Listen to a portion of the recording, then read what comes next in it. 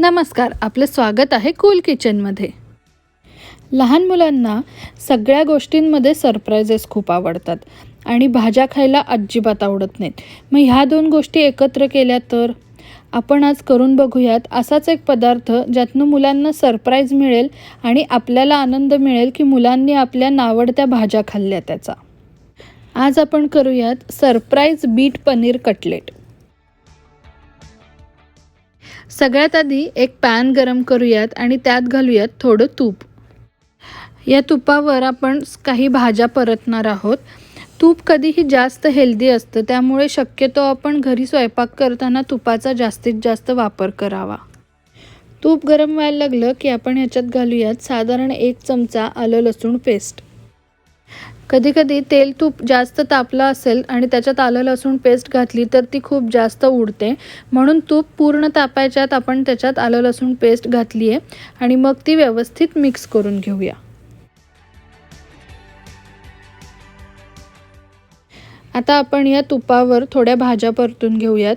इथे एक बीट घेतलेला आहे किसून, त्याचबरोबर गाजर घेतलेलं आहे, फरसबी घेतलेली आहे, थोडा कोबी घेतलेला आहे. तुम्ही तुमच्या आवडीनुसार कुठल्याही भाज्या घेतल्या तरी चालतील, पण बीटबरोबर ह्या 3-4 भाज्या अगदी व्यवस्थित छान मिक्स होतात. आता या सगळ्या भाज्या आपल्याला व्यवस्थित एकदा मिक्स करून घ्यायच्या आहेत आणि व्यवस्थित तुपावर परतून त्या कोरड्या करायच्या आहेत. त्यातलं पाणी सगळं निघून गेलं पाहिजे आणि त्या व्यवस्थित शिजल्या पाहिजेत. बऱ्याचदा कटलेट म्हणलं की आपण भाज्या उकडून घेतो, पण ह्याच्यात मात्र उकडून घ्यायच्या नाही आहेत, कारण हे जे भाज्यांचं सारण आहे ते आपण पनीरच्या मध्ये स्टफ करणार आहोत.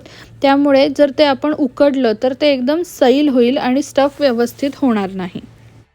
साधारण एक 5 ते 7 मिनिटं परतल्यावर या भाज्या व्यवस्थित शिजतील.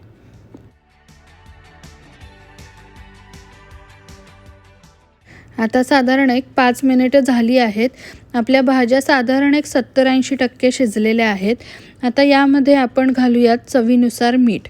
मीठ आपण पूर्ण शिजायच्या आधी घालतोय, कारण मिठामुळे परत भाज्यांना थोडंसं पाणी सुटेल आणि ते पाणी आपल्याला आधीच पूर्ण व्यवस्थित सुकवून घ्यायचं आहे.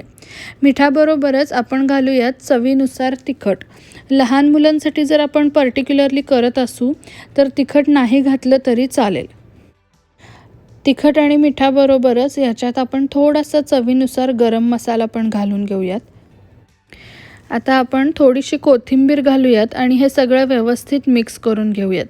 बीट थोडंसं गोडूस असतं, गाजर पण थोडंसं गोडसर असतं, त्यामुळे तुम्हाला जर आवडत असेल तर ह्याच्यात तुम्ही इथे लिंबाचा थोडासा रस घातला तरी चालेल. आता परत आपण साधारण एक 2 मिनिटं या भाज्या व्यवस्थित परतून घेऊयात आणि मग त्या गार करून घेऊयात. आपल्या भाज्या आता गार होईपर्यंत आपण एका बाउलमध्ये पनीर घेऊयात. हे मी साधारण एक 300 ग्राम पनीर घेतलेलं आहे आणि ते बारीक किसून घेतलेलं आहे. तुमच्याकडे जर ताजं घरी केलेलं असेल तर तुम्ही ते अगदी कुस्करून घेतलं तरी चालेल. आता या पनीरमध्ये आपण चवीनुसार थोडीशी मिरी पावडर घालूयात. त्याचबरोबर पनीरपुरतं आपण चवीनुसार मीठ घालूयात. लक्षात ठेवा की मीठ आपण सारणामध्ये आधीच घातलेलं आहे, त्यामुळे आपल्याला इथे फक्त पनीरपुरतं मीठ घालायचं आहे आणि हे घातल्यावर आपण हे सगळं व्यवस्थित छान मळून घेऊया. वरच्या पनीरच्या सारणामध्ये आपण मीठ मिरीपूड फक्त वापरलेलं आहे, बाकी काही मसाले घालायची गरज नाही आहे. पण जर तुम्ही मोठ्या माणसांसाठी करणार असाल तर तुम्ही ह्याच्यात काही मसाले वापरले तरी चालतील, पण आपण लहान मुलांना एक सरप्राईज पॅकेटसारखं हे कटलेट देणार आहोत, त्यामुळे वरून पांढरं शुभ्र आणि आतनं गुलाबी असं ह्यांना रंगाचा ट्विस्ट खूप छान दिसेल. आता आपलं पनीर पण व्यवस्थित मळून झालेलं आहे आणि भाज्या गार झालेल्या आहेत, तर आपण ह्याला आता शेप देऊयात. इथे आपण काय करायचं आहे, थोडासा एक पनीरचा गोळा घ्यायचा आहे आणि त्याला थोडंसं वाटीचा आकार देण्याचा प्रयत्न करायचा आहे.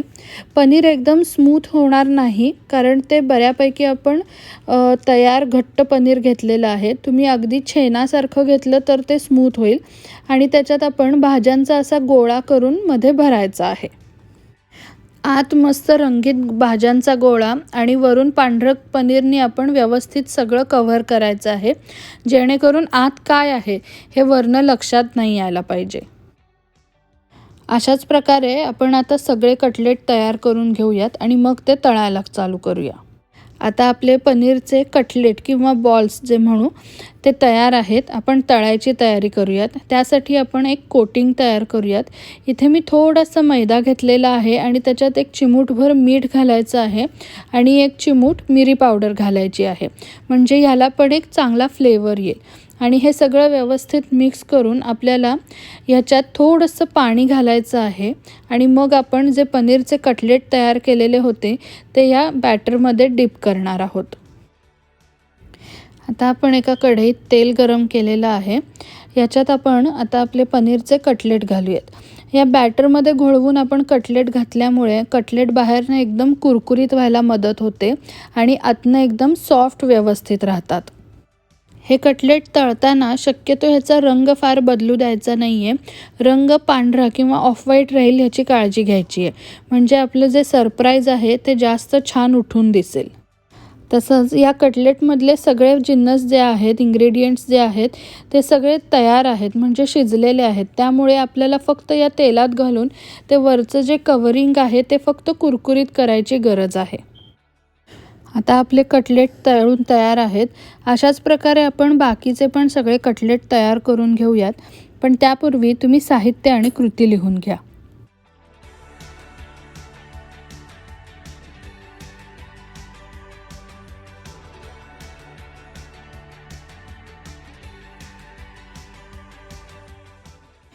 तर असे हे मुलांसाठी जरासे वेगळे ट्विस्ट असलेले आणि सरप्राईज असलेले कटलेट तुम्हाला कसे वाटले नक्की कळवा.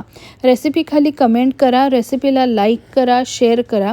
चॅनलला जर सबस्क्राईब केलं नसेल तर तेही करा आणि हो, बेल आयकॉनला प्रेस करायला विसरू नका. धन्यवाद.